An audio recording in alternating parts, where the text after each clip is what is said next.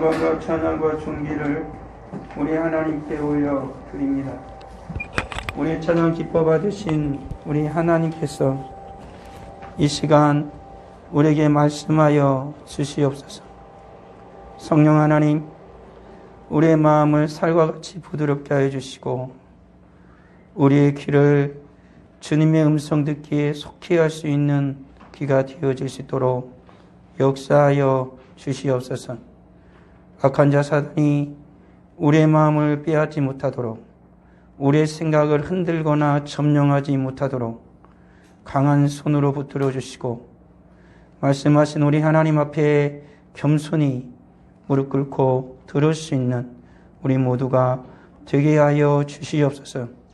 그때 주님의 말씀이 우리 심령 가운데 뿌려지게 하여 주시고 100배, 60배, 30배의 결실을 맺어 하나님께 영광 올려 드릴 수 있는, 우리에게 기쁨이 충만할 수 있는 복된 말씀이 될 수 있도록, 이 시간이 될 수 있도록 주님 역사하여 주시옵소서.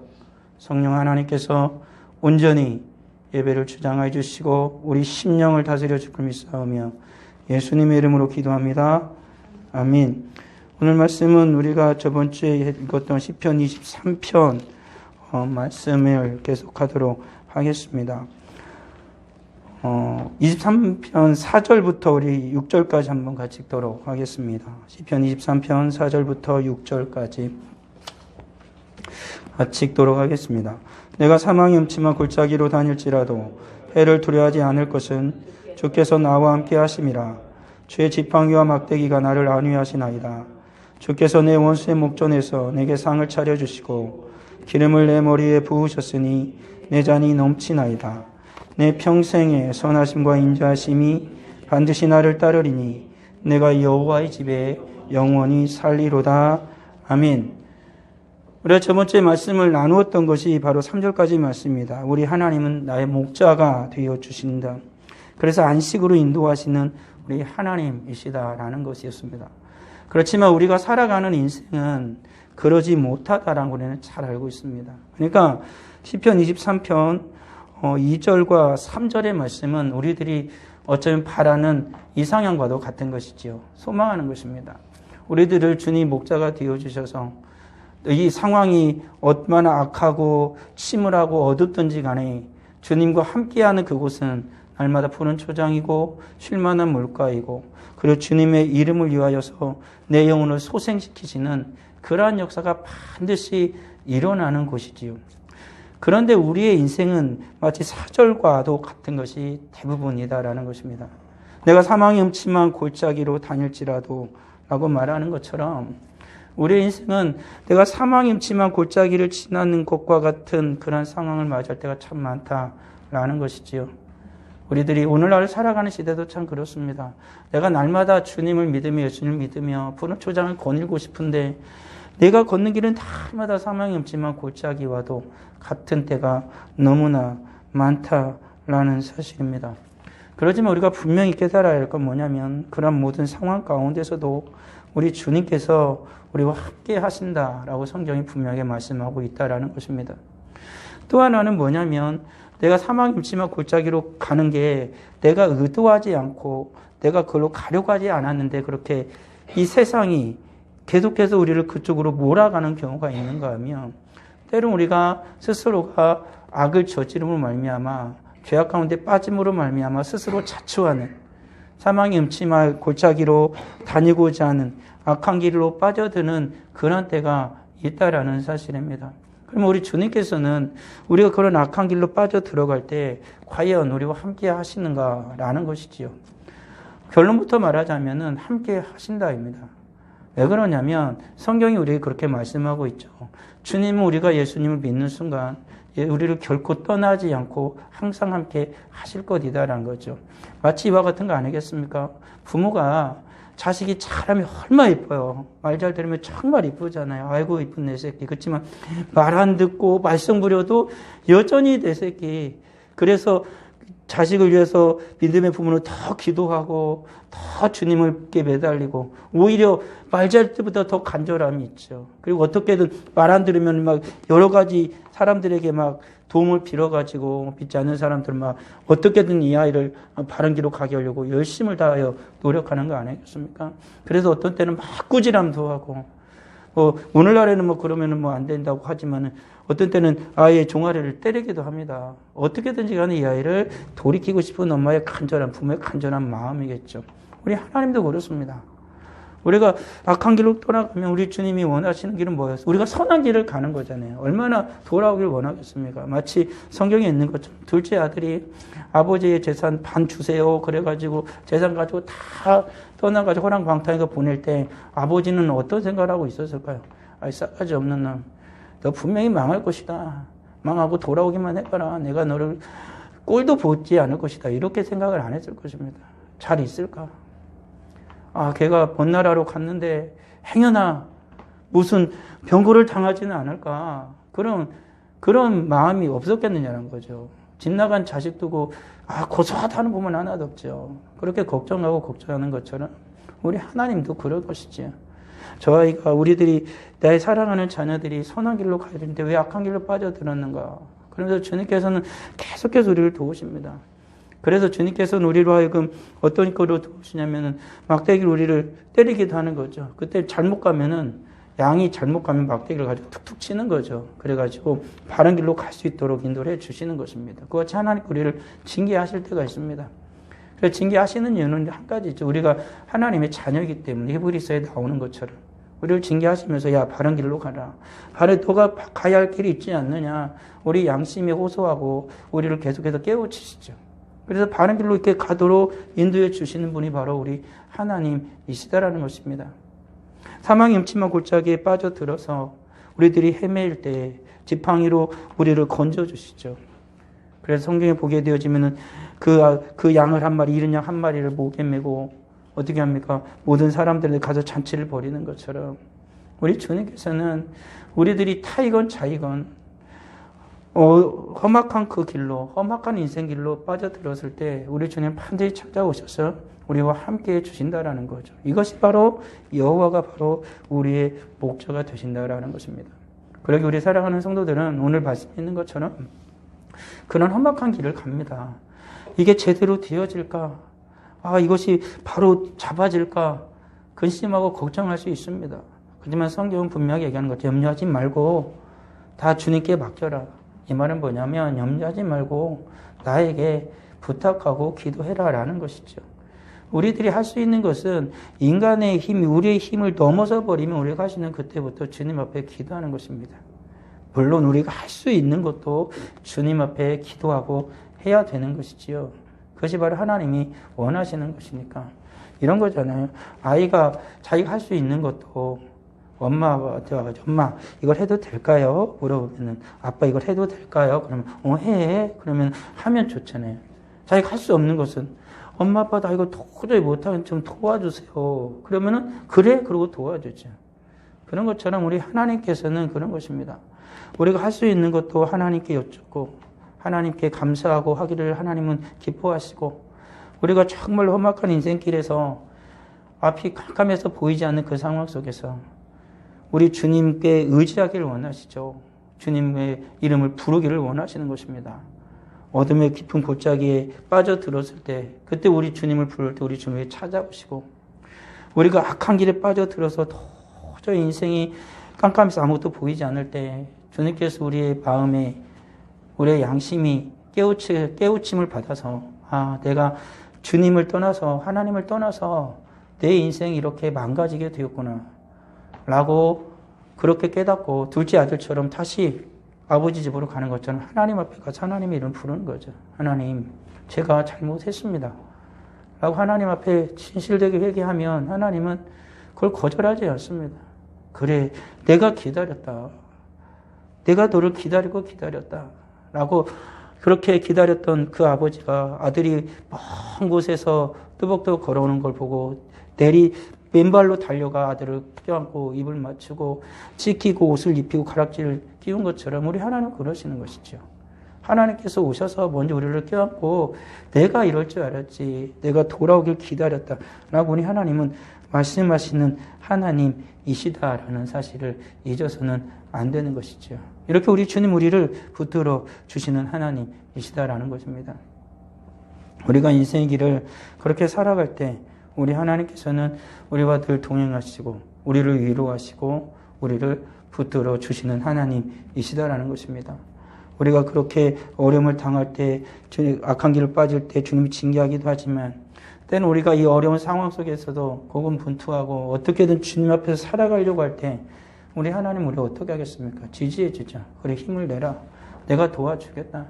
내가 반드시 할 수 있어. 주님이 말씀해 주시는 거죠. 내가 할 수 있어. 내 힘으로 해보겠어. 나는 반드시 승리할 거야. 이런 마음이 아니라 주님 앞에 정말 의지하고 주님을 붙들 때 우리 하나님께 지지해 주는 겁니다. 어려운 상황, 험악한 그 길을 지나는 그 상황 속에서도 하나님께서 찾아오셔서 하나님을 부르면 하나님께서 힘을 붙들어 주는 것이죠. 하나님께서 살 수 있도록 이끌어 주시는 것이죠. 이것이 성도의 삶이 되어야 하는 것입니다. 정말 오늘 살아가는 이 세상이 많이 어렵고 힘들다고 합니다. 그래서 많은 성도들도, 많은 예수를 믿는 사람들도 예배 드리기가 힘들다고 이야기를 합니다. 그래서 요즘에는 예배에 관해서 많은 이들이 고민을 하고 있습니다. 총회에서 그렇고 목회자들 고민합니다. 이거 이제 어떻게 해야 되냐. 유독 코로나가 되어서 성도들이 잘 안 나오는 거예요. 그동안에 2년 동안 뭐 예배를 드려 못 나왔으니까.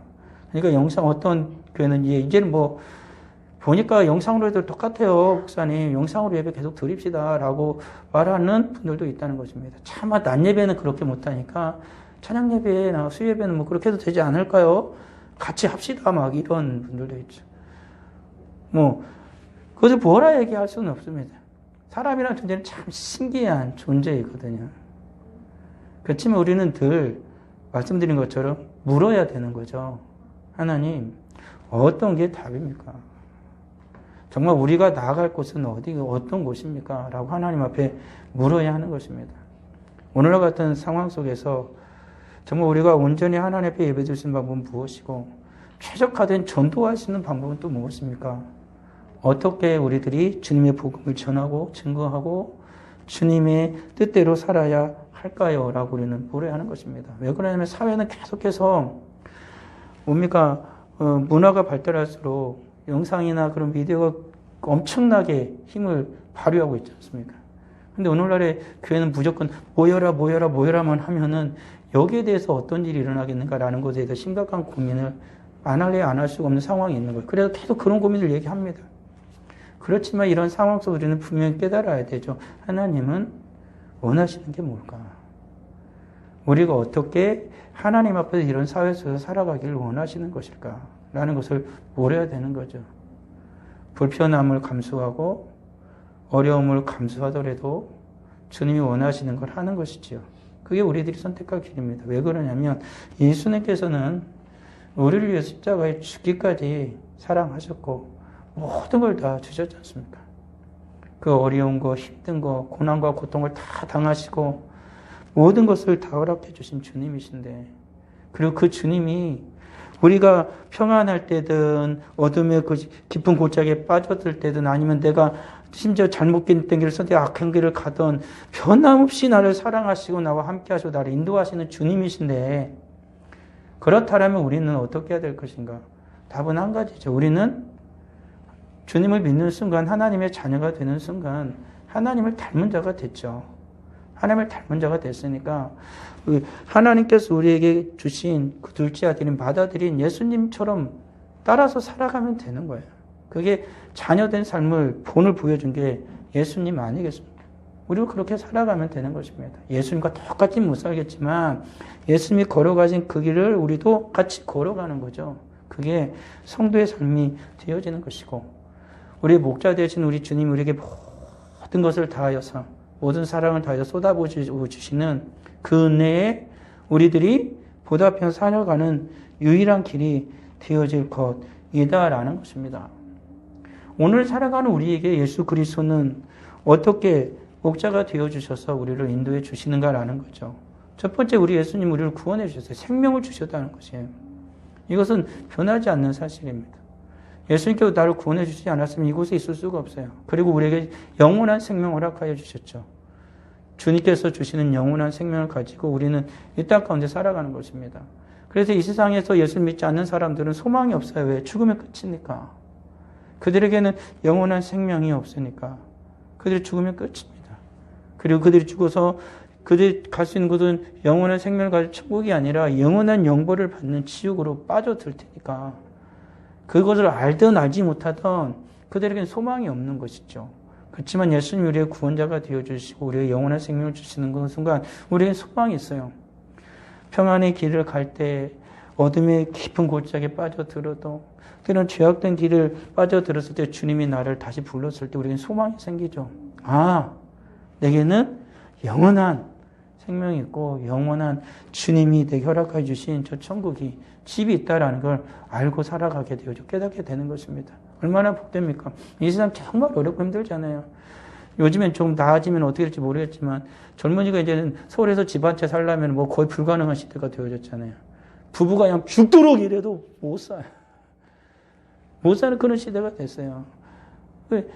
집 한 채 장만하는 게 장난이 아니에요.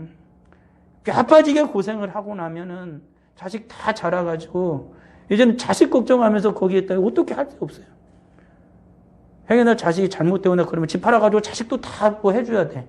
그럼 또 아무것도 없어.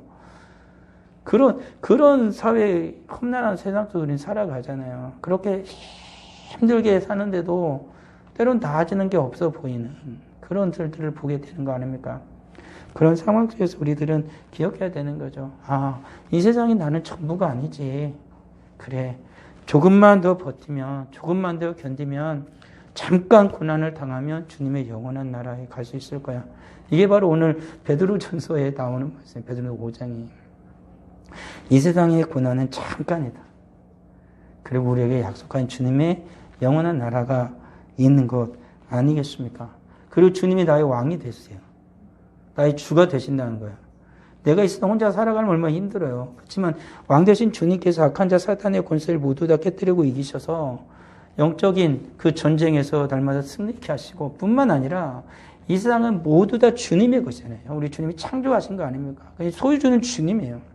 그럴 때 이 땅을 살아갈 때 우리가 날마다 왕 되신 주님 앞에 나아가서 우리의 필요를 아뢰고 우리가 어려울 때 주님의 도움을 구하면 왕 되신 주님이 도와주시는 거죠. 왕이 하겠다는데 누가 뭐라고 하겠습니까? 오늘날의 사람들은 왕이란 것에 대해서 뭐 반감을 가질지 모르지만 하나님과 인간의 관계는 하나님은 왕으로도 우리 이 세상의 단어 표현할 수 있는 단어지 만왕의 왕이세요. 그러니까 하나님은 비교할 수가 없는 거네요. 이 세상에. 모든 것이 하나님 뜻대로 하는 거죠. 거기에 감히 토를 달 수가 없는 거죠. 근데 인간은 유일하게 토를 달고 살아가는데 어떻게 그럴 수 있느냐. 그렇지만 하나님은 그러실 수 있어요. 하나님이시니까. 이걸 인정을 해야 돼요. 그걸 인정을 안 하니까 우리들이 주님 되신 왕 되신 주님 앞에 나아갈 때 온전히 나아갈 수가 없는 거죠. 내 것을 자꾸 내 소유를 인정하고 싶은 거. 이거 내 건데. 주님이고 왕이시라는 것은 모든 게 내 소유도 다 주님 거라는 걸 인정하고 나가야 돼요. 없는 것만 나한테 조금 주는 게 그 주님이고 왕이 아니라 내 모든 것이 주님 것이다. 그것을 인정을 해야 되는 거예요. 왕 대신 주님 것이다.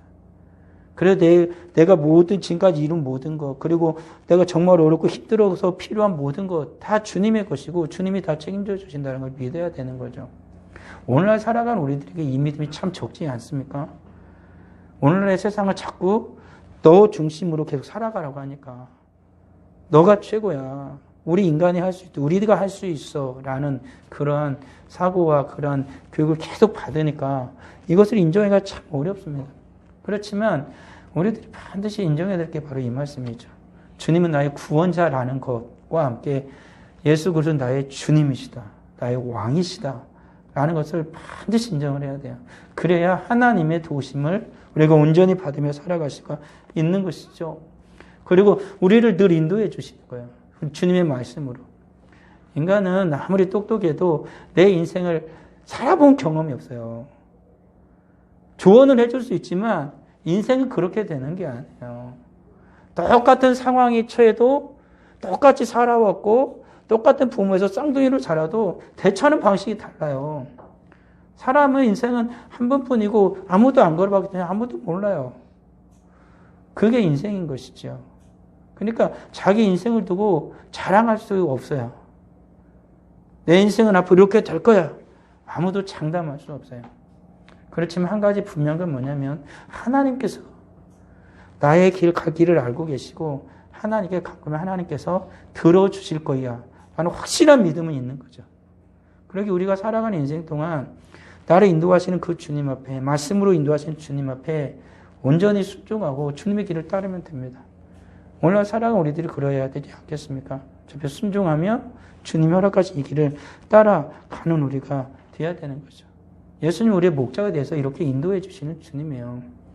나를 생명으로 인도하셨고, 그리고 나를 이제 주님이 왕 되셔서 나의 모든 삶의 필요를 채워주면서 주님이 인도하여 주시는 것이고, 그리고 내가 어떻게 나아가고 어떻게 살아야 할지 헤매일 때에 주의 말씀 우리를 가르쳐 주시고 깨닫게 해주셔서 인도해 주시는 진정한 목자 되시는 주님이시라는 거죠. 예수 그리스도라는 사실입니다.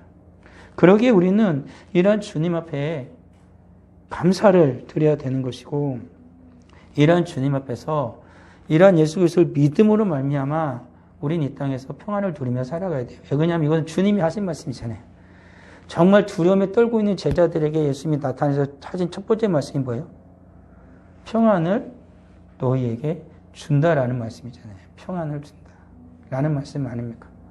그러니까 어렵고 힘들고 두려움 속에 주님이 찾아와서 평안을 주셨어요. 평안하라라고 말씀을 해 주시는 주님이시다라는 겁니다. 두려워 떨고 있는 자들에게. 오늘 살아가는 우리들을 그래요. 주님께서 어렵고 힘든 험악한 이 세상을 살아가는 우리들에게 주님은 평안하라라고 말씀하시는 것입니다. 너희에게 평강이 있느냐라고 주님이 말씀하고 계시는 거죠. 근데 주님은 분명히 우리에게 평안을 주셨다는 것이죠. 그리고 우리는 이 땅 가운데서 평안을 누리며 살아야 하는 것입니다. 근데 평안이라는 것은 우리들이 예수 그리스도 온전히 믿고 의지할 때 주님께서 우리 가운데 주신 그 평안이 내가 스스로 믿어지는 거예요. 그래서 그 평안을 누리며 살아갈 수가 있는 것입니다. 그렇지만 오늘날 살아가는 대부분의 그리스도인들은 평안하지 못하죠. 저도 불안할 때가 참 많습니다. 주님이 주시는 믿음으로 평안을 누리기보다는 근심과 걱정할 때가 참 많습니다. 그렇지만 주님은 분명하게 말씀하셨잖아요. 모든 어려움과 고난 가운데에 믿음으로 평안을 노래하며 살아가기를 주님 원하시는 거죠. 마치 지금 다윗처럼 정말 고난과 어려움 상황 속에서 주님을 찬양해요. 여호와는 나의 목자시다 라고 얘기를 하는 거예요. 그러면서 맨 마지막 절에는 영원히 내가 주님의 집에서 살게 될 것이다 라고 말합니다. 그리고 그 전에 주님께서 나에게 크게 잔치상을 베풀어 주실 것인데 원수 앞에서 베풀어 주실 것이다. 봐라, 내 자녀를, 내 아들을, 내 딸을 내가 이렇게 이곳까지 인도했다라고 반드시 주님께서 보여주실 거라는 것입니다. 이게 바울이 주님을 찬양한 거예요. 이게 바로 바울이 여호와 하나님을 찬양한 겁니다. 오늘 살아온 우리들도 이와 같은 믿음이 있어야 되는 거죠. 이 믿음은 다윗의 것만이 아니에요. 주님이 주신 이 믿음은 예수 그리스도를 믿는 모든 자들의 것이라는 사실을 우리가 믿어야 돼요. 그래서 우리도 이 다윗과 같이 주님을 찬양하는 자, 모든 어려움과 고통 가운데 믿음으로 평안을 노래하는 자가 되어야만 한다라는 것입니다. 그리고 주님은 그러한 자에게 반드시 평안을 주시는 주님이시다라는 것이죠. 여기서 평안을 주신다는 건 뭐냐면 그렇게 살아가게 해주신다는 것입니다. 앞에서는 주님 평안하라 말씀하신 거고 믿음으로 평안을 노래하며 살아가는 주님이 정말로 주신다는 것입니다. 주님, 그렇게 우리가 살아갈 주님을 원하시는 거예요. 정말 그럴 수 있을까라고 우리는 충분히 의심할 수가 있죠. 그렇지만 성경에 나타난 모든 말씀들은 그래서 성경에서 믿음으로 살아가면서 진정 주님 평안을 주신 것을 믿고 살아갈 때 주님 평안을 주신 것은 성경에서 분명히 우리에 또한 보여주고 있다라는 것입니다. 그러기 오늘 살아온 우리들도 그렇게 살아야 됩니다. 정말 믿음으로 모든 어려움과 힘든 상황이지만 이 고난은 잠깐일 뿐이고 나는 주님을 믿기에 이 모든 상황 속에서 평안을 누리며 살아갈 것이다. 어떤 이들이 많이 예를 드는 것처럼 아무리 비바람 치고 태풍이 불어도 둥지 속에 있고 어린 새들을 품고 있는 어미새의 그 품속에 있는 그 새끼들은 평안을 누린다는 거죠. 아무런 것을 못 느끼는 것입니다. 태풍이 부는지 비바람이 치는지 엄마의 품속에서 그 둥지에서 그들은 새근새근 잠을 자는 거죠. 성도는 그런 것입니다. 주님의 품 안에서 이 세상에 어떤 일이 일어나는 간에 주님의 품 안에서 평안을 누리는 것입니다. 아무 일도 하지 말라는 게 아니라 그 모든 일을 하면서도 어렵고 힘든 일을 하면서도 주님과 함께하게 평안을 누리는 것이죠. 내가 하려니까 두렵고 떨림이 있는 겁니다. 내가 하니까 고민이 되고 염려와 근심이 찾아오는 거 아니겠습니까? 그렇지만 주님께 맡겨드리고 정말 주님과 함께 믿음으로 행한다라면 평안이 오는 거죠. 하나님이 안 하시고 하나님이 못 하시는데 어떻게 인간이 하겠습니까? 어떻게 내가 하겠습니까? 못 하잖아요. 그러니까 주님께 맡겨드리고 주님 앞에서 믿음으로 열심을 다해서 하는 것입니다. 그 주님과 함께하는 가운데 우리가 평안을 누리는 거죠. 어렵고 힘든 상황 속에서도. 이와 같이 주님 앞에 평안을 노래하는 주님의 거룩한 자녀들에게 주님이 하시는 것은 성경에서 볼 때 선한 목자인 우리 주님은 끝까지 양을 책임져 우리를 끝까지 책임져 주시는 주님이시라는 것입니다. 중간에 포기하는 법이 없으신다는 거죠. 생명 걸고 양을 지켜요. 싹군 목자처럼 도망치는 게 아니라 어렵고 힘들면 사람들도 다 대피잖아요. 내가 끝까지 너와 함께 할 거야, 친구야. 우리 같이 한번 해보자. 그러다가 그냥 별걸 다 하더라도 나중에 어렵고 힘든 일이 생기면 어떡합니까? 내 빼는 겁니다. 한 발 뒤로 물러서는 겁니다. 그런 거죠. 같이 생명을 걸고 같이 끝까지 우리가 죽어도 같이 죽자라고 말할 수 있는 이가 과연 얼마나 되겠습니까? 거의 없다라는 것이죠. 다 그런 상황이 되면 발을 뺍니다. 한 발쯤 살짝 뒤로 물러서죠. 아주 도망가진 않더라도 살짝 뒤로 물러서서 관망을 하는 겁니다. 어떻게 되어질까?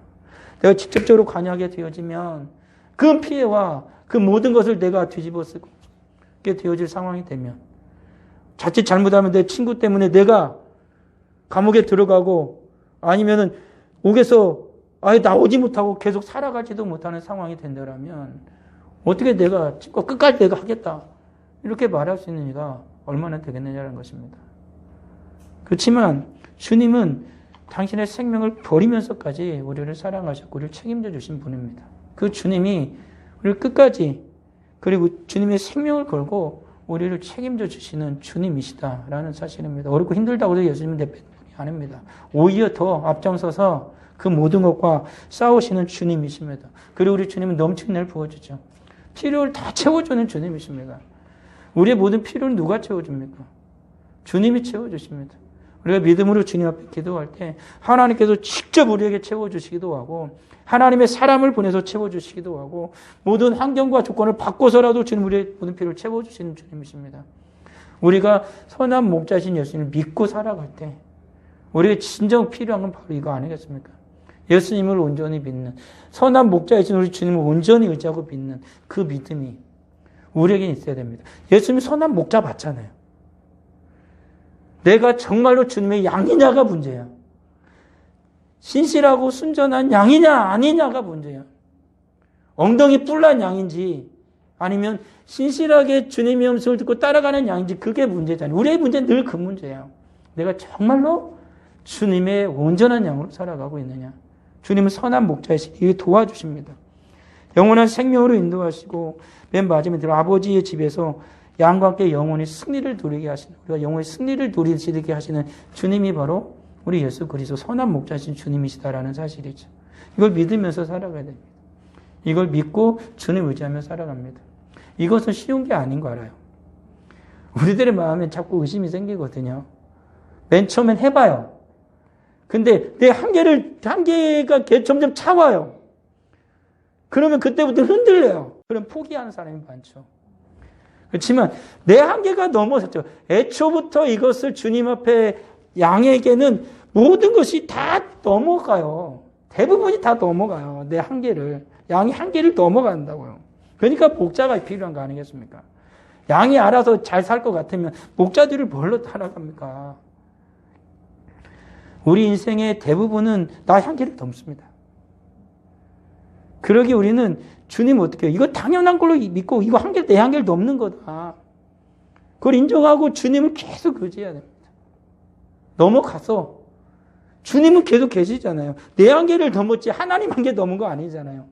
근데 우리는 내 한계를 넘으면 하나님 한계도 넘었다고 생각을 하는 거예요. 끝이구나. 아니 하나님은 시작도 안 하셨는데 나 혼자 끝나버려가지고 그냥 풀이 저걸 팍 쓰러져 있어.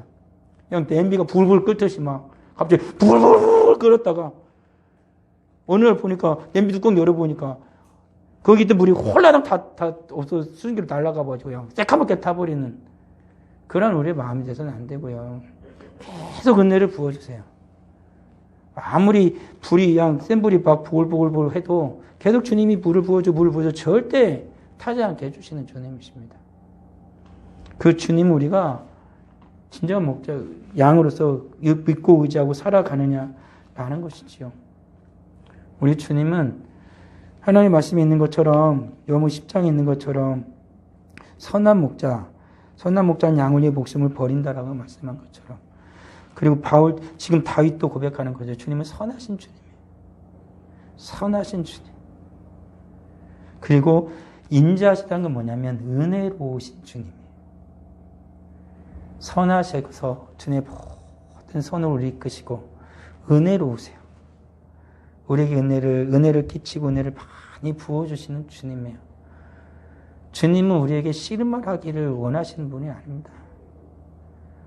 주님은 우리가 다 동행하기를 원하시고 주님 우리 이끄시길 원하시고 당신이 모든 고난과 고통을 당하셨으니 이제는 양들은 그 모든 길을 피하여서 주님의 은혜 가운데 잘 살아가도록 이끄시길 원하시는 주님이신 것입니다. 고난과 고통이 당할 때 다시니까 나를 덮어주는 거죠. 힘들고 어려울 때 내게 찾아와 나를 안아주시고 그게 바로 은혜로우신 우리 주님이시다 라는 것입니다. 그 주님이 우리를 확실하게 책임지십니다. 목자는 양을 확실하게 책임집니다. 어느 누구도 나를 확실하게 책임지지 못합니다. 나는 내 자녀에게 그렇게 확실하게 얘기할 수 없습니다. 그렇지만 이건 확실하게 할 수 있잖아요.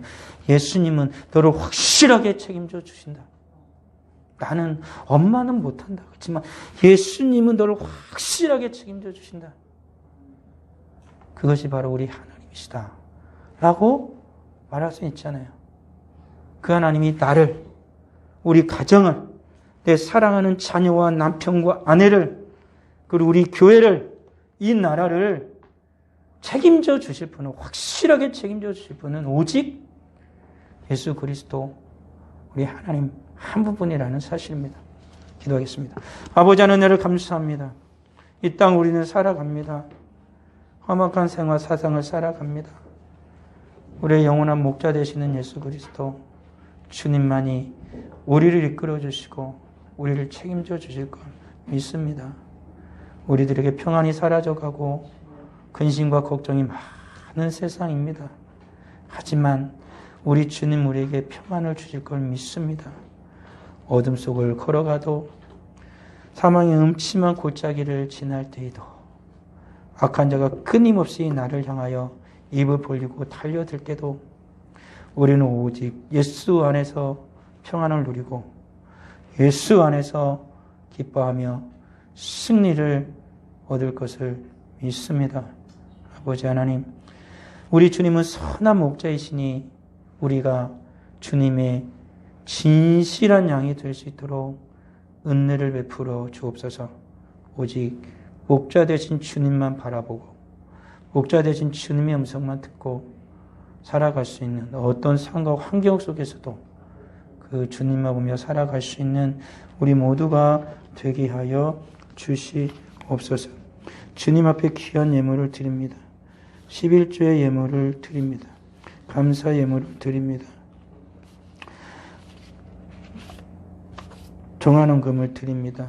드린 모든 손길 하나님 기억하여 주시고 주님의 크신 은혜와 사랑으로 함께하여 주옵소서. 또한 주의 사랑하는 아들 영서군이 돌아오는 토요일에 혼인예식을 치릅니다. 우리 주님이 이 자녀와 함께해 주셔서 오직 예수 안에서 평안을 누리고 예수 안에서 복된 삶을 살아갈 수 있는 귀한 아들이 또한 될 수 있도록 아버지 하나님 은혜를 더하여 주옵소서. 예수님의 이름으로 기도합니다.